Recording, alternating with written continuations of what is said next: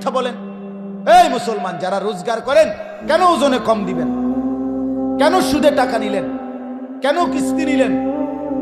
বলেন, কেন হারাম খাইলেন? বলেন মিয়া, অভাবের কারণে কয় টাকার অভাব ছিল? রিজিকের জন্য কি কষ্ট করছেন? হালাল উপার্জন করা তো ফরজ করছেন আল্লাহ। নবীজি বলছেন, আপনি মেহনত করবেন না কেন? পরিশ্রম করবেন না কেন? তলাবু কাসবিল হালাল ফরিদাতুন বাদাল ফরিদা।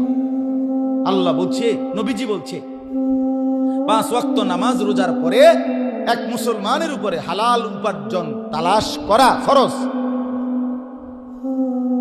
ইসলাম শুক্রবারও অবসর দেয় না। সরকারে ছুটি দিছে মিয়া শুক্রবার, ইসলামে কোনো শুক্রবারে ছুটি নাই। কোরআন সুন্নাহর আলোকে শুক্রবার ছুটির দিন।